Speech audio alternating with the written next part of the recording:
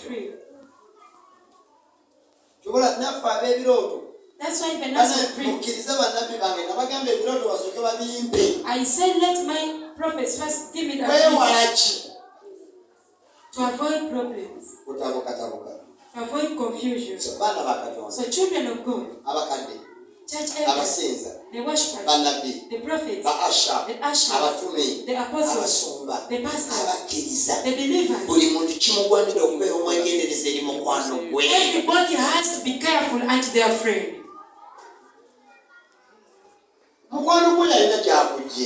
It's where your friend has picked you from.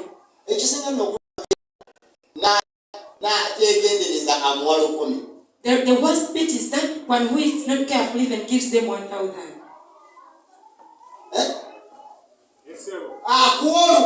They give you 1,000. But you cannot be careful of them.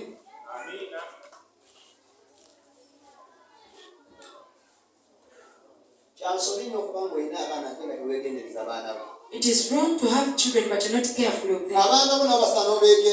You ought to be careful about your children. So they're careful about you. You also go wrong. Everything needs to be careful. You have to be very keen at your customers. But even the client has to be careful at the boss. Amen. Akibua is a choir master. He has to be careful of the choir. And even the choir has to be careful. Amen. The prophet who brings the prophecy, they have to bring the prophecy carefully. And the one who listens to the prophecy, they have to listen to that prophecy carefully. The married woman, they have to be careful to the husband. And even the man has to be careful to the wife. If you are in salvation, we are all the same. You can't tell me a pastor, but when you abuse us, but you don't want us to do the same. When you are in salvation, when you are doing righteousness, we all have to do righteousness. Mother, you won't beat a child because they're abusing the others. And yet you, the mother, you do the same thing. You're the one who teaches the child. So let us be careful. In salvation, let's be careful. In church, let's be careful. In the group to sit and jazz, it is recorded in heaven.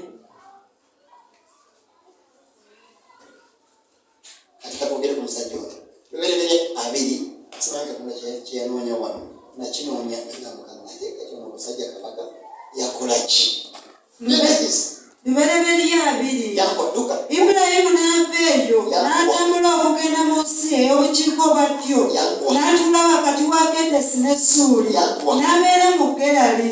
Ibrahim n'ayogera ku Saara mukazi we nti ye mwannyinaze. N'Abimereki kabaka w'e Gerali n'atuma n'atwala Saara. Naye Katonda n'ajjula Abimereki mu kirooto eky'ekiro n'amugamba nti laba gw'oli mufuufu ow'omukazi gwe watwala kubanga alina bba. Era Abimereki yali nga tannamusemberera n'ayogera nti Mukama alidde eggwanga newankubadde nga tuukirivu.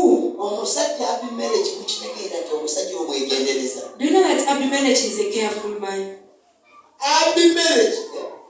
Is it Abimereki? Yeah. He's a king but very careful. Who brought the problems? It was Abraham. He was asked, how do you call this lady? That is my sister. So Abraham said, let me be your brother-in-law. Abraham went aside. God, have you left me? I have taken my wife. Why did you speak?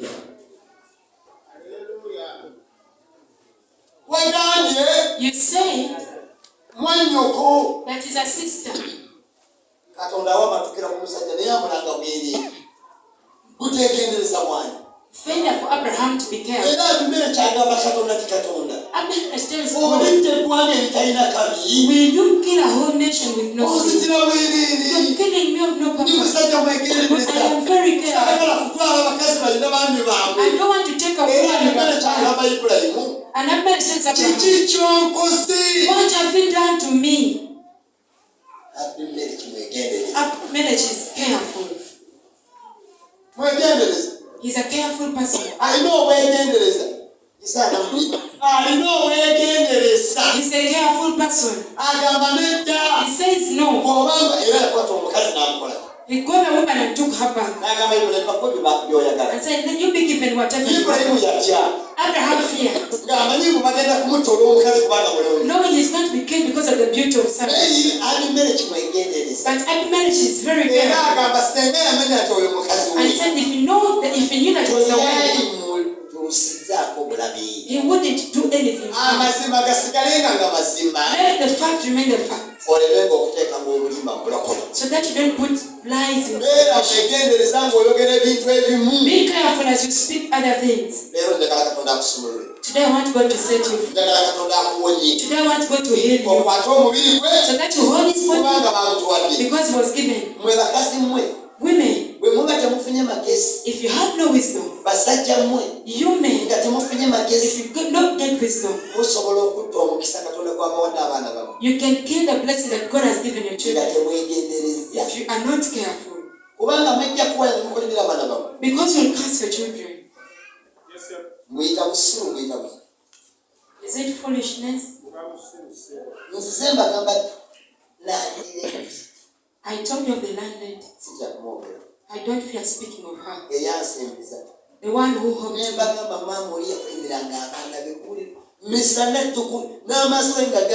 She used to curse her children day and night.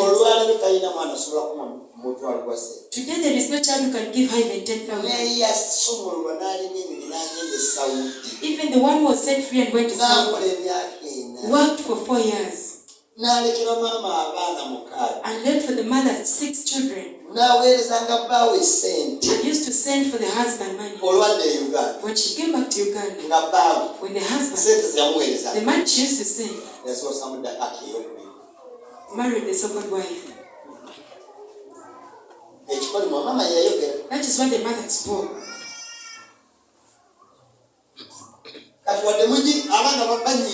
So that the children are annoyed, be careful before you speak, because tongue contains 2 things. There is the good and the bad part of it. When we come back to issues of producing, whatever you prophesy upon your children, it is what they will be. The young one is on senior 6, but he's riding a border. But if they fail to ride a motorbike, they go to betting, and then they drink. Last year he read mind. That woman was born again. And even that boy was born again. But the words that used to come out of their mouth, they all left salvation. So be careful. Are we together? If God has blessed you and you have your job, be careful upon that job so that you don't lose it. Amen.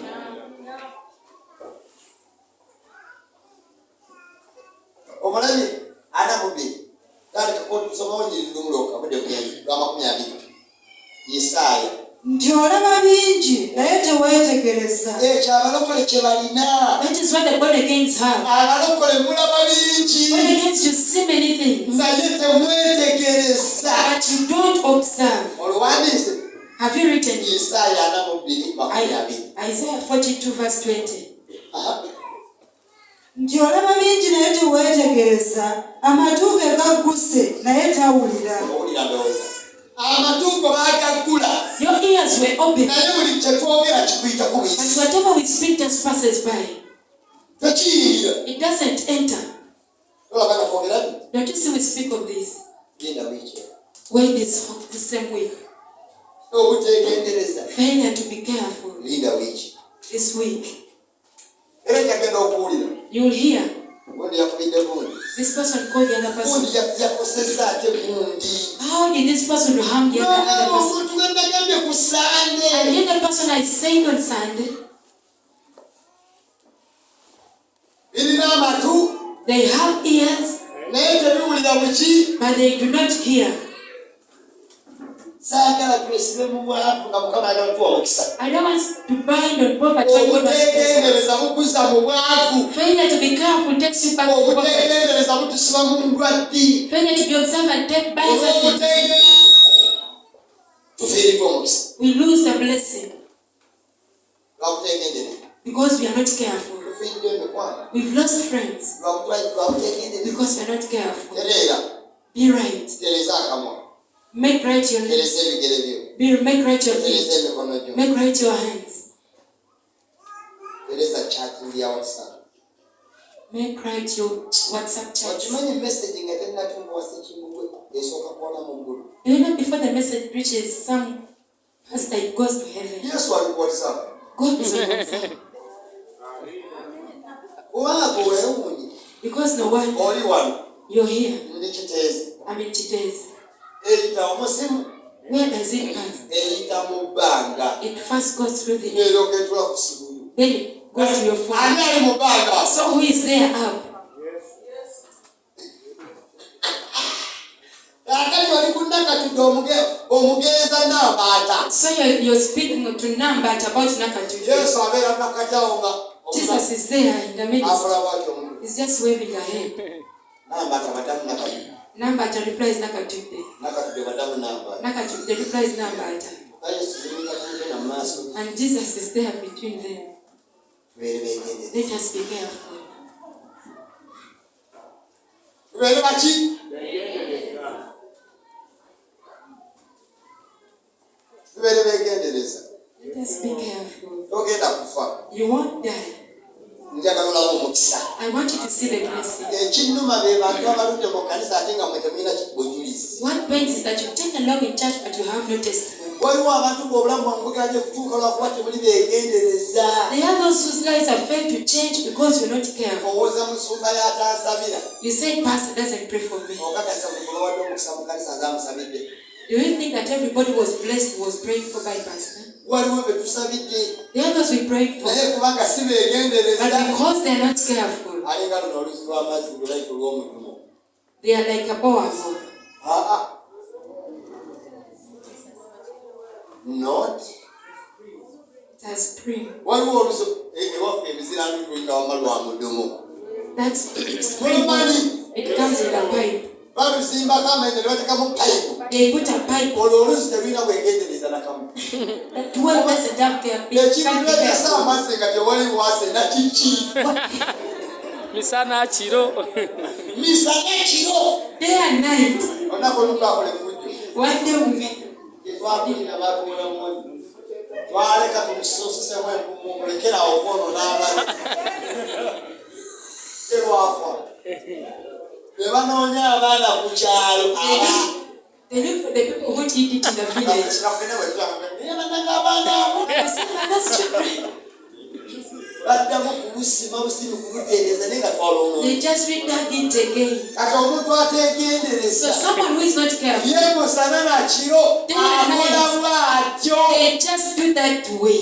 Omulimu gwajja mu kanisa kufumita abalokole. Wait for you just came to harass the born again. Wajja mu kanisa kumenya abalokole. We just came in church to break born again. Wajja mu kanisa kwawukanya abalokole. We just came in church to separate born again. Okati nokusinga entondo. But you're the one. Tebakugambako. They can't Naye say nga what ate you do. byokola kyamu. But what you do is wrong. Tebanjagala mikwano gyange wano abakigamba balina. I That is why I have my friends here who are cheap. yajja n'akugamba They come and tell you. naye tulina wano wentondo w'omugambirako But you have one when you tell them. ng'atondowala nga yefunyanga ekkubo egganda They turn around like a millipede. okwegendereza kirabo kya mwoyo. Being careful is a spiritual gift. musabire abaana bammwe omukisa, Pray for your children a blessing. musabire abantu ababakoze obulungi omukisa. Pray for the people who have done you well a blessing. ekkanisa bwe banga ekukoze bulungi kikukakatako okugisalira If n'okugisiibira. the church has done you good, you can pray and fast for it. oyo gwe bagamba nti yeetegereza. That is someone who is careful. neetegereza bwe najja mu kyalo. I observed how I entered church. sinnaterera nina wentuuse. I haven't yet been well, but I know I've reached somewhere. kati nina kuba mwegendereza. So now I have to be careful. batuwe mmeeza tusembeze abeegendereza. amiina. Amen. Bagalatiya 5:23. Galatians 5:23. maliraawo nenjiri nja gitenda enjiri gyembulidde ey'omwaka ne banfuwa siringi 10,000 yusinga butagiwandiika mu likodi akikuwa nawe agayimukagakubuza oli omu kuba tegendereza piisi